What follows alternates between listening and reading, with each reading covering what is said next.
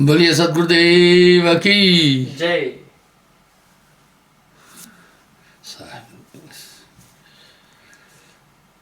एक सिद्धांत सर्वमान्य सर्वशास्त्रगत वो है संसार सागर से पार होने के लिए गुरु का महत्व। आज इसी पर थोड़ी बात करूंगा।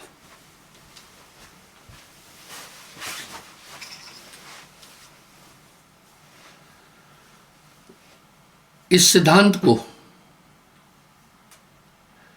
सबने माना,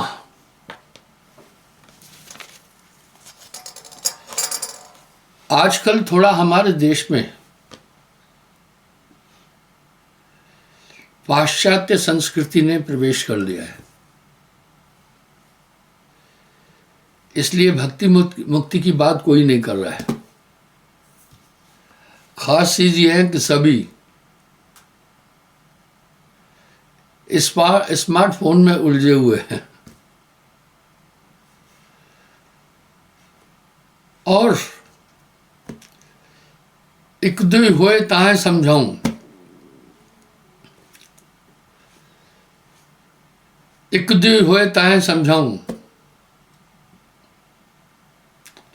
सभई भुलान है पिटवा के धंधा, कहे कबीर मैं किस किस को समझाऊं सब जगंदा।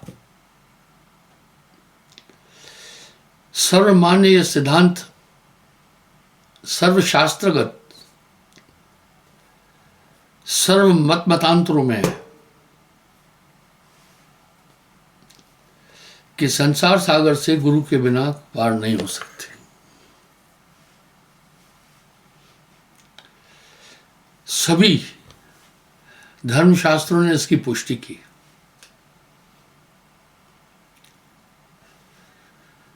इसकी पुष्टि गोस्वामी जी भी कर रहे हैं। गुर बिन भवनिध तरह न कोई, जो विरंच शंकर सम होई। भवसागर का पार बिन सदगुरु पावे नहीं, कोटिन करे उपाय। आखिर मामला क्या है भाई? बंधे को बंधा मिले तो गांठ छुड़ावे कौन? अंधे को अंधा मिले तो राह बतावे कौन?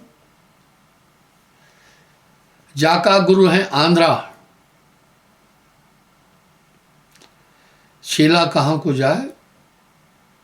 अंधे अंधा पेलिया दोनों को पड़े।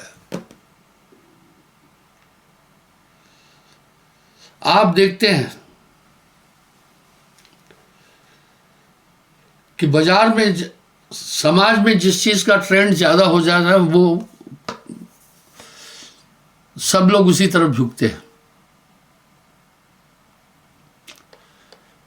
इस तरह इस समय लोगों का ट्रेंड अब स्मार्टफोन की तरफ है, सब उधर झुक गए। मैं यहां बात कर रहा हूं कि गुरु का महात्म दुनिया के जितने भी मतांतर है सभी कह रहे हैं, और लोग बदस्तूर इस बात को स्वीकार करते थे कि भाई गुरु के बिना संसार सागर से पार नहीं हो सकते। तो लोग गलती करते थे, कोई भी गुरु धारण कर देते थे। वो गुरु तत्व को ठीक से समझ नहीं पाए। यहां साहब ने एक तंज कसा है।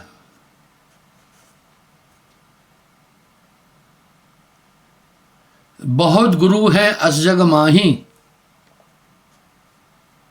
हरे द्रव्य कछु संकट नाही। ताते प्रथम परीक्षा कीजिए, ता पीछे दीक्षा लीजिए। गुरु गुरु कहे सकल संसारा, गुर सोई जो तत्व विचारा। गुरुन गुरुन में भेद है, गुरुन गुरुन में भाव, सो ही गुरु सराहिए जो मुक्ति बतावे दाओ। इसका मतलब है जो चीज आवश्यक बन जाती है वो सब लोग उस तरफ झुक जाते हैं। अब लोग स्मार्टफोन की तरफ क्यों झुके? भाई इसमें सुविधाएं भी हैं लेकिन नुकसान भी है। पहले लोग घड़ी बांधते थे, मैं खुद बांधता था। देखो आज मेरे हाथ में घड़ी नहीं है। घड़ी हर स्मार्टफोन टाइम बता रहा है। पहले लोग कैमरा लेकर घूमते थे, अभी कोई कैमरा नहीं ले रहा। इवन देश के बड़े बड़े समाचार चैनल भी, उनके बच्चों संवाददाताओं के हाथ में स्मार्टफोन है। बड़ा कैमरा कैरी करने की जरूरत नहीं। लोग पहले टार्च रखते थे, अभी कोई टार्च नहीं रख रहा है। लोगों ने स्मार्टफोन को अपना एक अहम हिस्सा मान लिया। मैं ये कहने जा रहा हूं, इसलिए हमारे धर्म में गुरु एक अहम हिस्सा था। इसलिए गुरुओं की भरमार हो गई।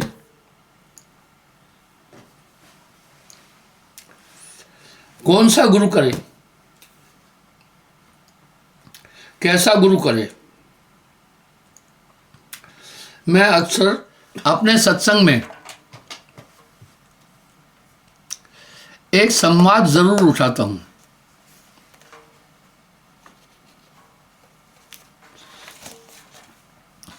गुरु कैसा करना चाहिए? हमारे आश्रम में करीब एट ए टाइम 1 लाख लोग रह सकते हैं। एट ए टाइम तो 200 लोग रहते हैं, पर व्यवस्था ऐसी है 1 लाख। हमें सब चीज खरीदनी पड़ती है। आप गृहस्थी चला रहे हैं, आप खरीदारी नहीं कर रहे हैं। भाई कपड़े खरीदते हैं, राशन पानी खरीदते हैं, साग सब्जियां खरीदते हैं, बच्चों की आवश्यकता की चीजें खरीदते हैं। इस तरह हम भी खरीद रहे हैं। हम दूर दराज एक गांव में बैठे हुए हैं, जहां न कोई होटल है न कोई और सुविधा है। इसलिए आगंतुक लोगों को हमें सुविधा देनी पड़ती है। हम खरीदते हैं। जनसंख्या बढ़ गई, ये मेन फैक्टर है, और संसाधन नहीं बढ़े, इसलिए इसमें बहुत डुप्लीकेसी आ गई। काफी लोग मुझे पंखा चढ़ाते हैं आकर, क्योंकि वो देखते हैं यहाँ पंखे काफी लगे। लेकिन बेचारे कुछ लोग डुप्लीकेट पंखा लाते हैं, वो मेरे किसी काम का नहीं होता है। वो चलने पर आवाज चैं चैं चैं चैं चैं चैं करती है, इसलिए सत्संग में रुकावट होती है। पर लोगों को ज्ञान नहीं है, गुणवत्ता नहीं जान पाते। इसी तरह गुरु की गुणवत्ता नहीं करते, जान पा रहा है आदमी।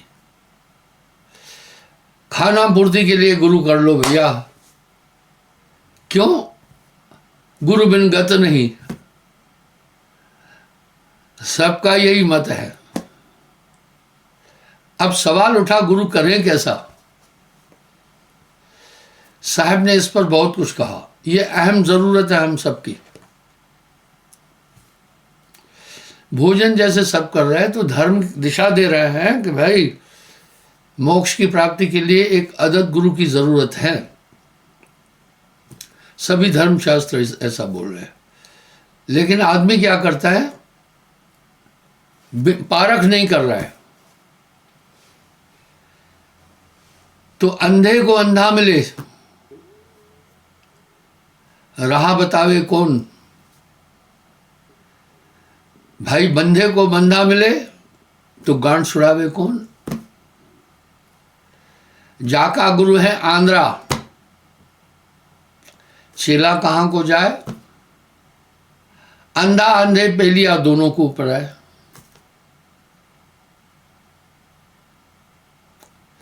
यहां धर्मदास साहब ने इस पर बड़ा तंज कसा है। आप देखो गुरुओं की बहुत हाट बाजार है। एक तो हमारे देश में भगवान इतने हैं कि पूछो मत। हर धर्म का भगवान तो गनीमत थी। हर जाति का एक भगवान है।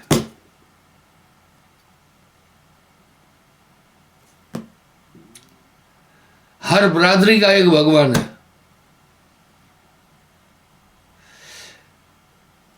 गुरु और भगवान की तादाद इतनी बढ़ गई है कि पूछो मत।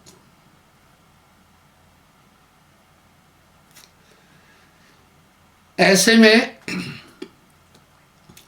ये जानना जरूरी है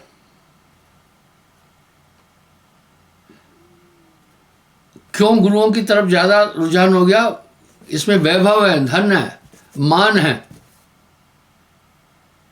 सहज में ही धन प्राप्त हो जाता है, मान प्राप्त हो जाता है, क्योंकि शास्त्रों में लिखा है गुरु और ईश्वर को एक मानना। तो ये वो रास्ता है जहां बहुत आसानी से धन प्राप्त हो जाता है। इसलिए यहां भीड़ बहुत हो गई है गुरुओं की।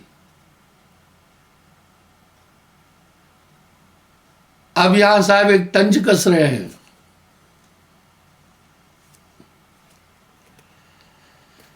बहुत गुरु हैं ऐस जग माही, हरे द्रपच पर संकट नहीं। ताते प्रथम परीक्षा कीजिए,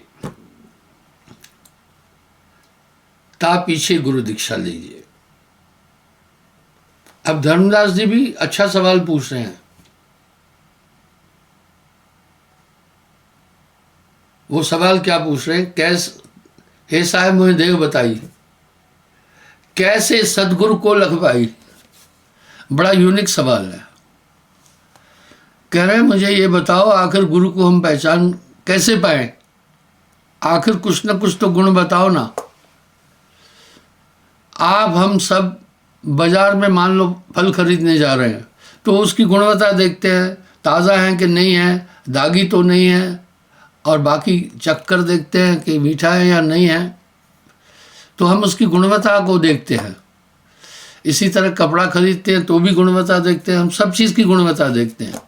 अनाज खरीदते हैं तो भी गुणवत्ता देखते हैं। तो धर्मदास जी पूछ रहे हैं, हे गुरुदेव, गुरु सच्चा कैसे हम जाने। क्योंकि गुरु तो एक अहम आवश्यकता है। कैसे सदगुरु लख पर रही। हे साहब ये बताओ गुरु को हम कैसे पहचान पाए। बड़ा यूनिक सवाल है। यहां साहब एक शब्द कह रहे हैं। अब आगे पहले मैं एक चैप्टर उठा रहा हूं।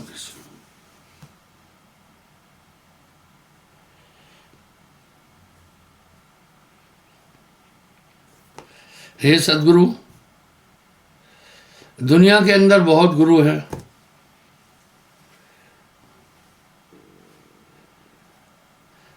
कोई तो आए ब्रह्म बतावे, कोई तो ब्रह्म को बताते हैं। सूर्य प्रभा की झाई कहे तो कहे आत्म स्वयं। बहुत से मत भारत के अंदर हैं जो धर्मनिष्ठ कहलाते हैं लेकिन ईश्वर को मानते नहीं हैं। निंदा निंदा सब कहे, निंदा न जाने कोई, जैसे को तैसा कहे वो भी निंदा न होए। वो कह रहे आत्मा ही सब कुछ है। उनके धर्मशास्त्रों में उनकी शैली में परमात्मा नाम की कोई चीज नहीं है। मुझे भी एक सरफरे ने चिट्ठी लिखी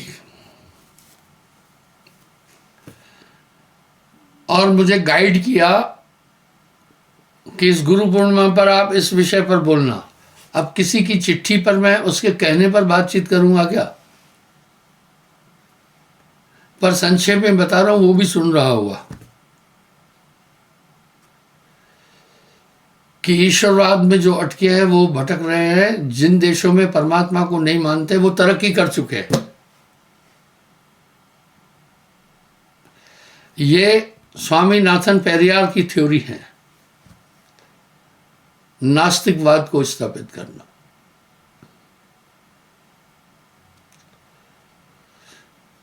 मेरे पास एक वैज्ञानिक आया, मुझे कहने लगा विज्ञान ईश्वर को नहीं मानता है। मैंने कहा बात सुनो, जिस दिन तुम अच्छे वैज्ञानिक हो जाओगे ईश्वर को सभी दिशाओं से मानोगे। अभी तुम वैज्ञानिक नहीं हो। बोला कोई प्रूफ नहीं मिल रहा है। मैं बोला विज्ञान की दृष्टि से नहीं जाना जा सकता उसको। अगर कोई मुंह से सुनना चाहे तो मुंह में सिस्टम नहीं है, कान से सुना जा सकता। मैंने कहा एक बात बताओ, तुम्हारी आंखों में रेटिना है, आओ मैं तुम्हें बताता हूं ईश्वर, उसकी कलाकारी। तुम्हारे मुंह में 32 दांत है, सामने के 2 दांत उसको कहते कटर टीथ, साइड वाला दांत डॉग टीथ। अखरोट फोड़ना है या सख्त चीज फोड़ना है तो आदमी साइड से, सेब काटना है तो आगे से। मस्कुल है वो चबाने के लिए। ये किसने बनाया? बोला नेचुरल। मैं कहा ठीक है नेचुरल। मैं कहा भाई देखो, भोजन को हजम करने के लिए मुंह में लाल ग्रंथियां हैं, ये कौन बनाया? बोला नेचुरल। मैं बोला एक बात और सुनो, आपके शरीर की संरचना बड़ी अद्भुत है। शरीर रक्त से चलता है और रक्त के लिए आहार पृथ्वी में है, वो आपको मिल रहा है। मलमूत्र उत्सर्जन के लिए इंद्रियां भी है, वेस्ट निकल रहा है। ये कैसे बना? बोला नेचुरल। मैं बोला फिर फेफड़ा बना, किडनी बनी, जिससे कि शरीर में पोषक तत्व पहुंचे, ये किसने बनाए? बोल रहा नेचुरल। मैंने कहा देखो भाई एक बात, फेफड़े हैं, हम सांस लेते हैं और ऑक्सीजन बनती है, इससे ब्लड बनता है। ये पूरे शरीर की संरचना देखकर ही लग रहा है कि एक बहुत बड़ी ताकत है जिसके द्वारा पूरा सृजन है। ये कौन बनाया? तुम्हारी नानी ने बनाया। बोला नेचुरल। मैं बोला व्हाट इज नेचर? अरे नेचर क्या है? वो नेचुरल नेचुरल गाया जा रहा था। मैंने पूछा नेचर क्या है?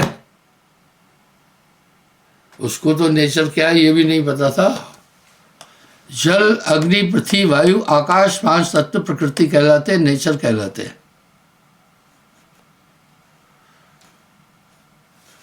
शरीर और संसार की संरचना देखने के साथ एक बात का पता चलता है कि कोई दिव्य ताकत है।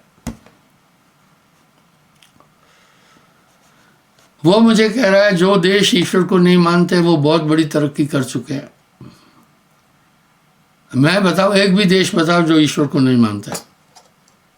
एक भी देश बताओ। पूरे यूरोप में चर्च है, सऊदी अरब और नॉर्थ ईस्ट में पूरी मस्जिदें और मुसलमान कुछ मान रहे। हमारे देश में जगह जगह मंदिर है, सभी चीजें हैं। अमेरिका में भी चर्च है। अलग बात है, अभी एक सर्वे में आया, हमारे देश में केवल 5% से 10% लोग मंदिर में जाते, बाकी जाते ही नहीं है। बाकी नहीं जाते। मैंने कहा भाई जहां तक ईश्वर को मानने का सवाल है, हर जगह ईश्वर को माना जाता है मेरे विचार से। पर आइए हम देखें, एक दूसरी बात भी सर्वसम्मत है, मैंने ये प्रसंग पहले भी उठाया। एक प्रोफेसर पीएचडी था, वो आकर मुझसे तंज कसा, बोला कोई भगवान नहीं है, ये सब लोगों ने गोरख धंधे बना रखे हैं। नहीं, उसने कहा कोई गुरु की जरूरत नहीं है। उसने मुझे कहा, हालांकि मैं भी अध्यापक हूं, कहा आपसे मेरी टीचिंग अच्छी है, मैंने बहुत सारे धर्म ग्रंथों का अध्ययन किया है, उतना आप भी नहीं किए होंगे, मेरी एजुकेशन भी आपसे अच्छी है, मैं पीएचडी हूं। तमाम अपनी खूबियां बताता गया। मैं चुपचाप उसको सुन रहा था, शायद वो भी सुन रहा होगा अभी।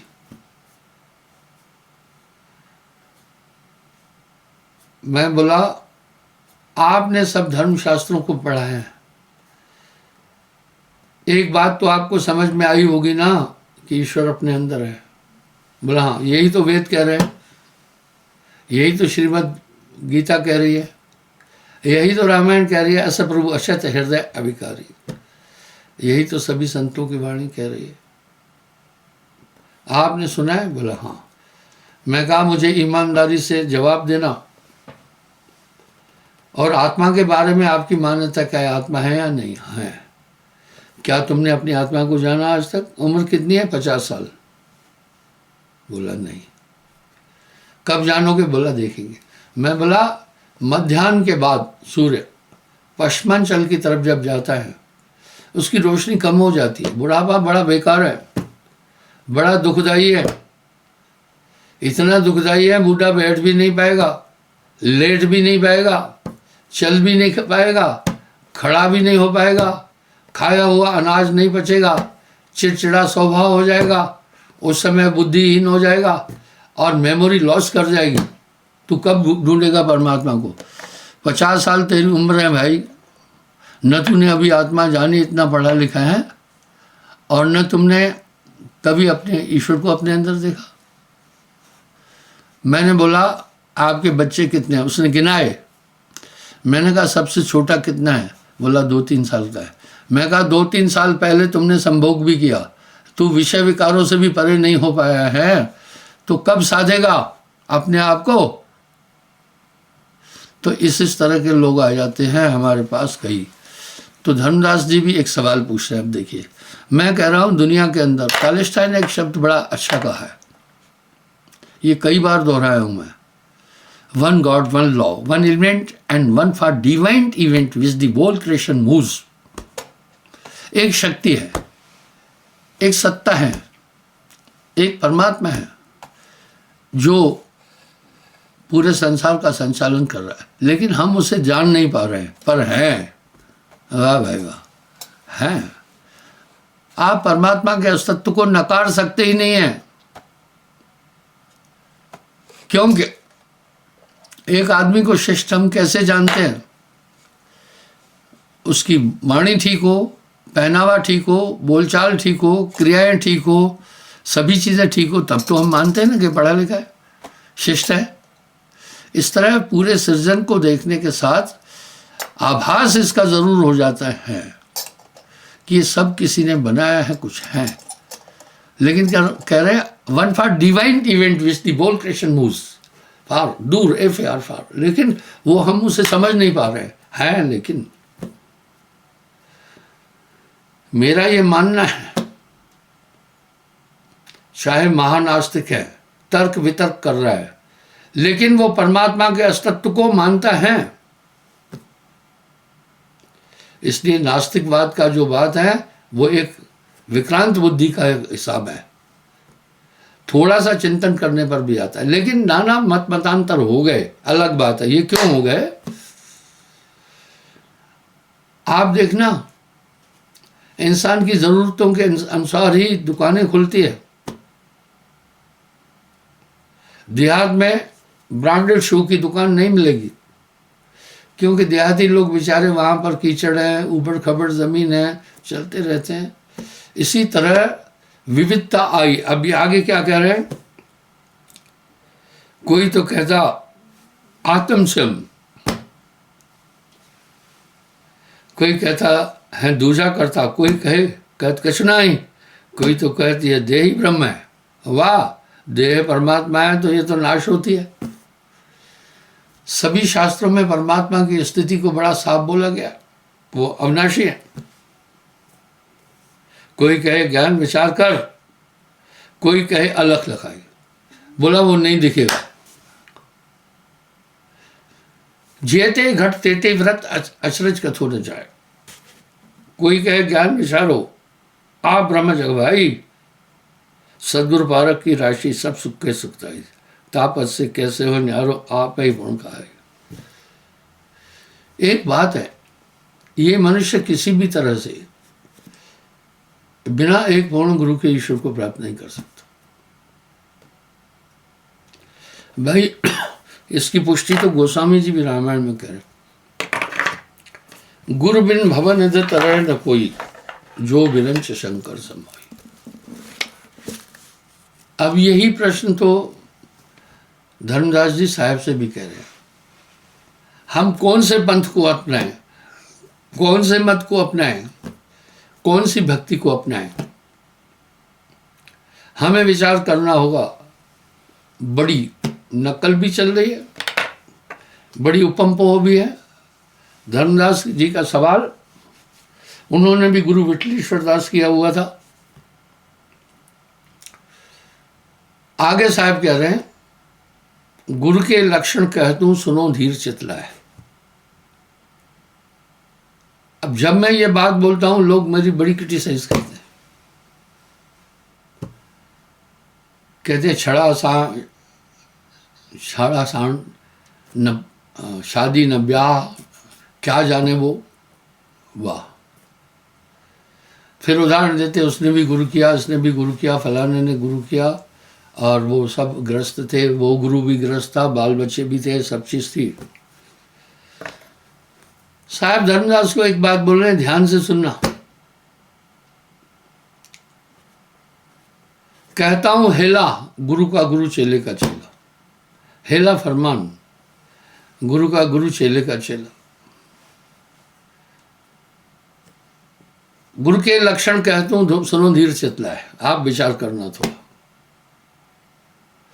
भाई जाका गुरु है आंध्रा, चेला कहाँ को जाए, अंधा अंधे पेलिया दोनों को ऊपर है। अंधे को अंधा मिले तो राह बतावे कौन, बंदे को बंदा मिले तो गांठ छुड़ावे कौन। जब मैं ये बात उठाता हूं, दुनिया मचलती है। अब साहब एक बात बोल रहे हैं, गुरु के लक्षण कहता हूं सुनो धीर चितला है। गुरु के लक्षण कह रहा हूं, ध्यान से। प्रथम, गुरु निर्वासना। ऐसा क्यों? जब मृगी का दौरा आता है, कितना भी आदमी बुद्धिमान क्यों नहीं है, उसकी अकल गुम हो जाएगी, क्योंकि उस दौरे में शिवरिंग होगी तो मेमोरी वगैरह सब खत्म हो जाती है। इसी प्रकार जब आदमी विषय में जाता है तो उसकी बुद्धि का ह्रास होना शुरू हो जाता है। हमारे मस्तिष्क की कुछ कोशिकाएं जिनका पोषण बीज करता है,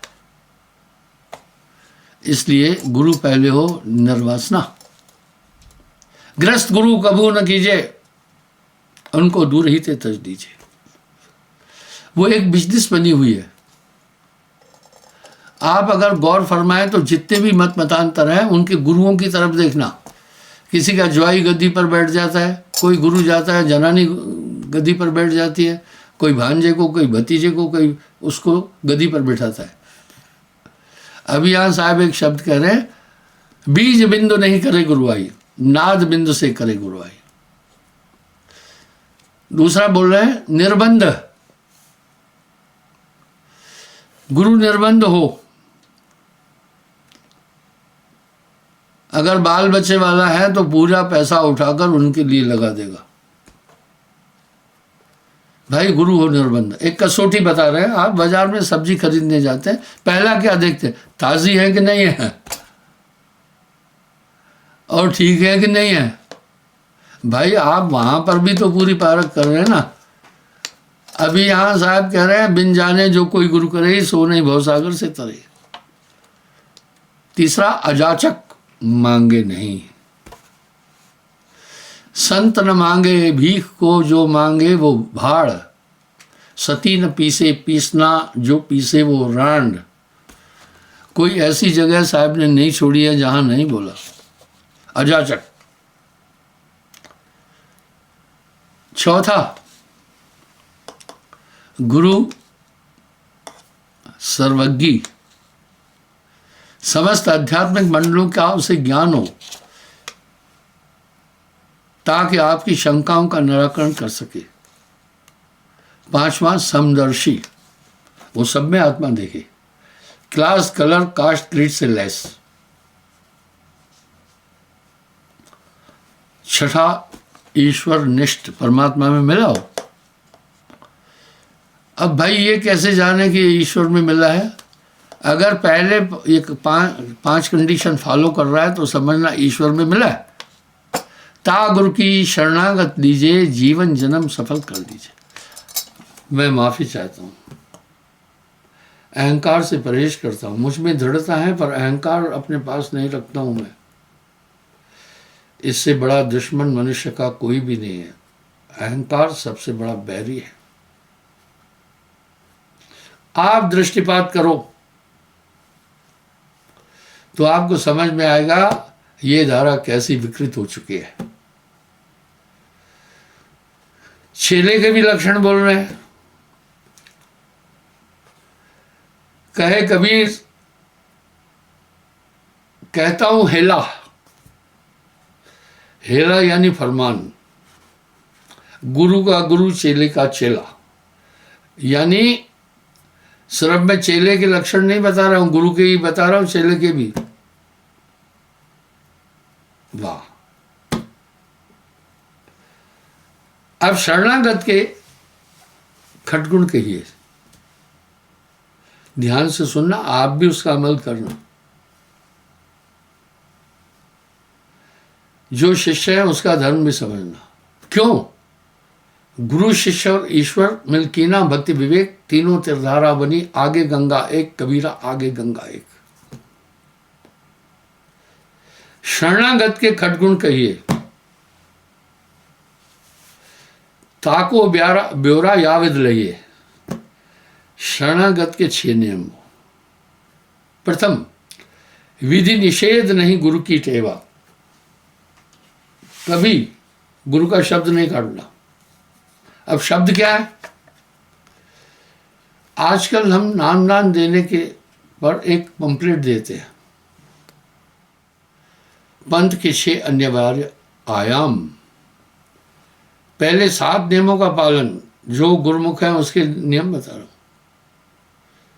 सत्य बोलना, मांस न खाना, शराब न पीना, परस्त्री गमन न करना, जुआ न खेलना, हक की कमाई खाना। दूसरा, एक ही परमात्मा की उपासना। दुनिया में 2 नास्तिक है, एक नास्तिक है, एक महानास्तिक है।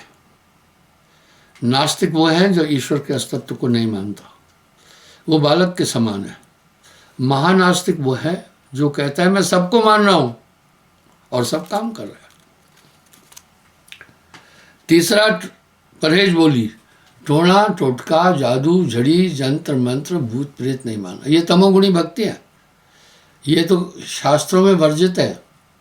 तमोगुणी भक्ति मोक्षदायिनी नहीं है, ये तो श्रीमद् गीता में वासुदेव कृष्ण ने भी बोला है। फिर नाम दान के टाइम गुरु मंत्र बताया, फिर स्मरण बताया, फिर ध्यान में बैठना बताया। अब शब्द सेवे सो गुरुमुख हुए। तो पहला नियम है आपके लिए, विधि निषेध नहीं गुरु की टेवा।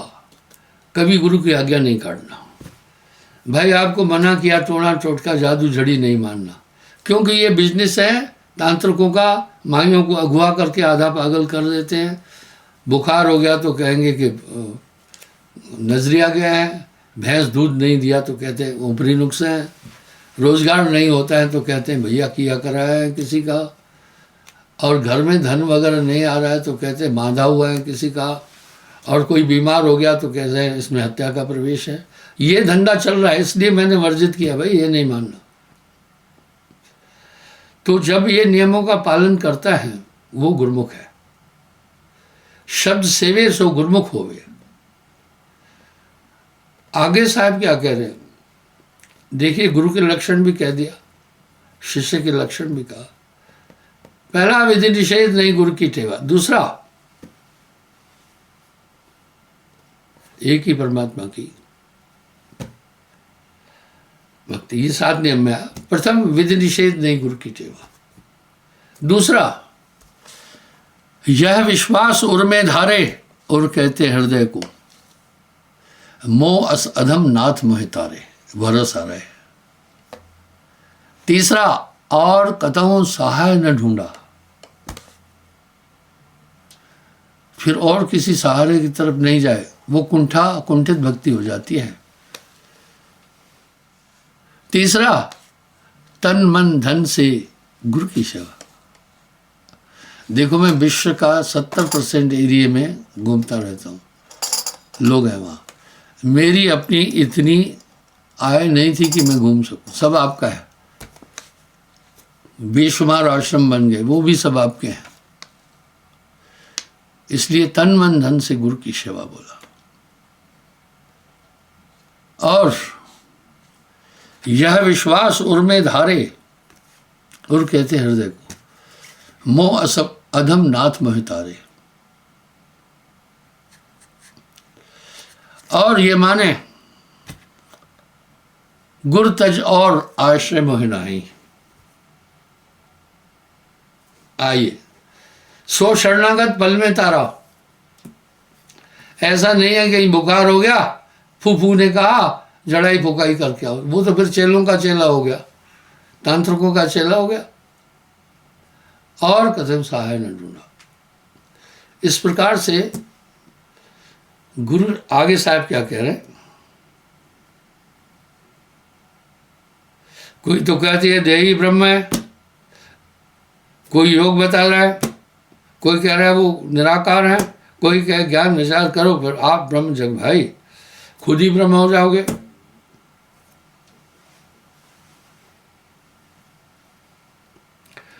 कोई कहता है आत्मा ही सब कुछ है, तापत से कैसे हुए निहारा आप ही पूर्ण कहा। इस प्रकार से बड़ा झंझावट है, क्योंकि इसमें लोग क्यों आ गए, किसी का दोष नहीं है। हमें चोरों से भी नफरत नहीं है। हम कह रहे हैं आ जाओ ना, डॉक्टर भाई किसी बरादरी से नफरत थोड़ी करेगा। वो औषध कर रहा है, कोई भी आ जाए, बूढ़ा आए, जवान आए, हिंदू आए, मुसलमान आए, सिख आए, ईसाई आए, बुद्धिस्ट आए, कोई भी, वो दवा करता है। उसका काम पेशा यही है। इसी प्रकार से अब कैसा, आगे साहब कह रहे हैं फिर वो गुरु क्या करेगा।